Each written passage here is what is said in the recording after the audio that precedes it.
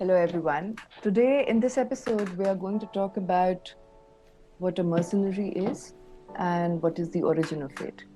But starting before, I need you to think about a certain news clip that came in the Hindu a couple of days back about a Syrian rebel who was ready to go and fight as a mercenary in Azerbaijan. I hope you guys know that there's a conflict happening as we speak between Armenia and Azerbaijan right now. And he was going to earn $2,000 a month, which was 80 times his salary than what he would have earned in Syria. And this entire model was being supported by Turkey. So that put a question in my mind that what exactly is a mercenary? I don't understand it. What is the structure? What is the process? And how do we go ahead with it? So let's start with what a mercenary is and how we can understand the entire idea of it. So here we go. As you can see with the image, these are combatants, warriors, right? A mercenary, if you want to understand in a very simplistic way, is a freelance warrior or combatant. And it is a very Westphalian construct, because, when you have the idea of borders, when you have the idea of states, borders, capitals, geographies, in a Westphalian construct, you also have an idea that who is not of that border or that geography. So mercenaries are often foreign. So we'll go into this very interesting idea that why are they foreign and why is it very pertinent that they need to be. So let's start in a very simplistic way. Comparison between two trends. The one on the left is something which is much more recent and it will be easier for you to understand it.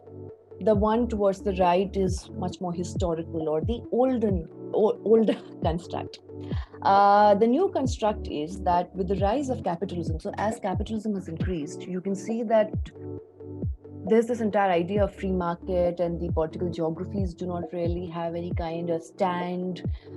There's globalization and industrialization, so-called the debate between modernization and development. But what in short, the idea is that you have free market. What has happened is that it has into a commercial enterprise. Money can be made out of conflict. If you go back to understand the US invasion of Iraq in 2003, along with the American, British, Australian, and even Polish military officers or boots on the ground, you will see that there was a private security company called Blackwater, which was employed.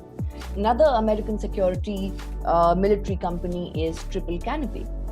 So right now we are seeing is that it's not just one person, it's an organization that is growing up. These are called as private military and security companies, right? And they are involved often in the name of humanitarian intervention and democracy promotion by the first world countries into the conflict-ridden so-called third world countries or second world countries.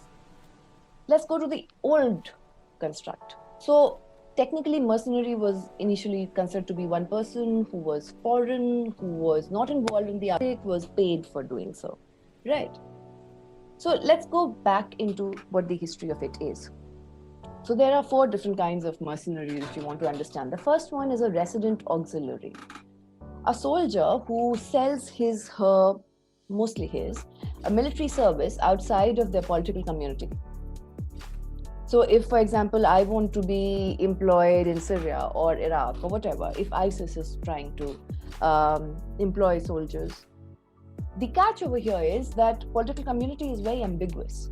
You cannot define it. So is it a state or is it outside of a state? If you don't know what the state boundary is, how do you understand who is foreign? First catch. The second is the kind of palace guard. So if you go to the very history of the way monarchies have been, what they have tried to do is the head of the sovereign or the head of the country always selects a foreign bodyguard.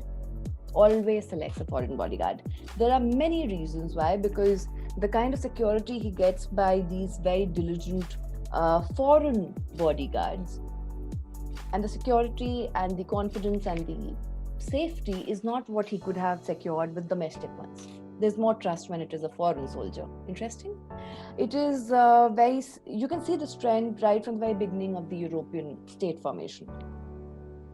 If you want to go further into it, you can see that how in the protection of papacy, is done by the Swiss Guards, the oldest military corporation in the world, which is going on.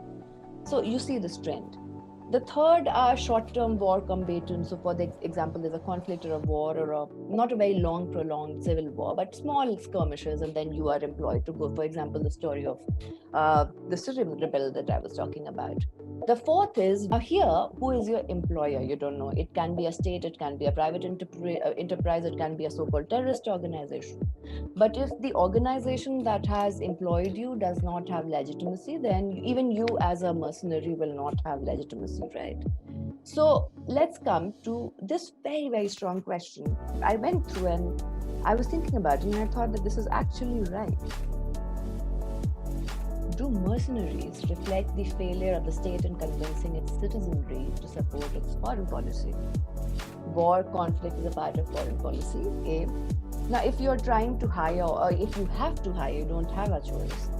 Foreign soldiers, it means that your own citizens are somewhere not very convinced in fighting or supporting you, right?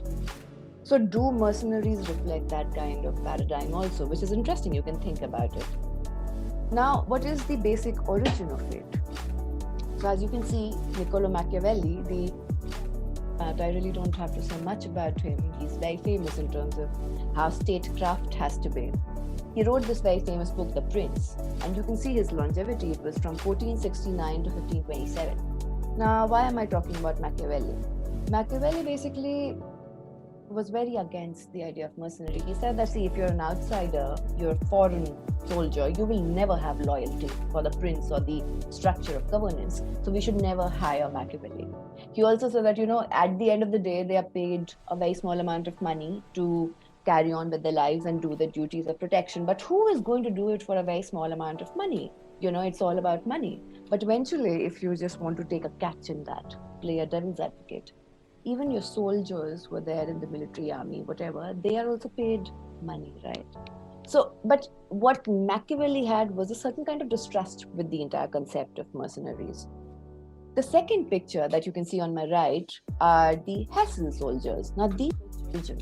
But the British Army, you remember, the American War of Independence, 1775, 1783, the dates and years change depending how you try to describe the years.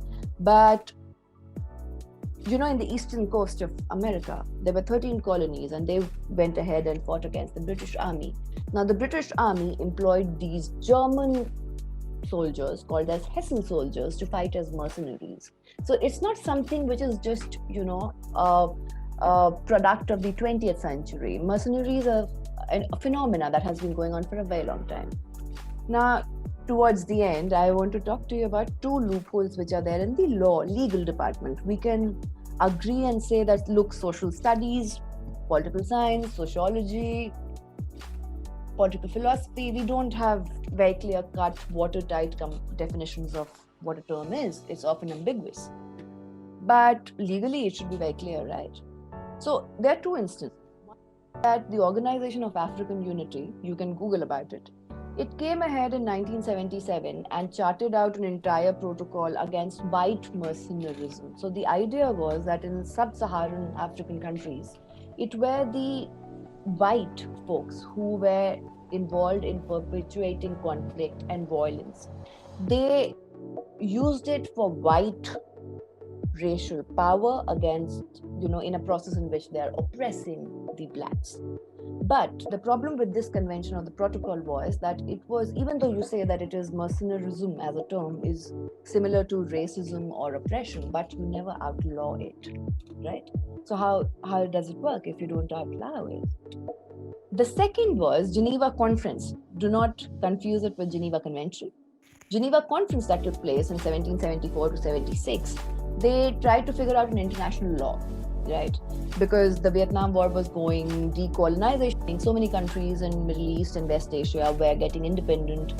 So what happens now is that they come up with the definition of mercenary, who a mercenary is, define it very properly, but they are not able to prosecute, or it is impossible to prosecute them, because if they are outside of the state, then which state law is going to work?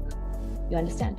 So the entire idea that how can you, if it is a protocol or the identity of a mercenary is foreign, the law of India or the law of South Asian countries will not be applicable to a mercenary who is from the West and vice versa, right?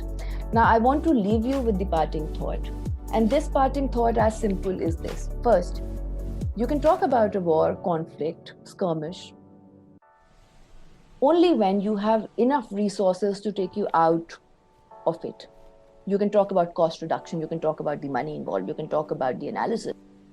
Imagine the stories that never come to you because there's so many of these mercenaries. These are not always a hierarchy, there is a certain kind of definition, and these stories of mercenaries are often not revealed.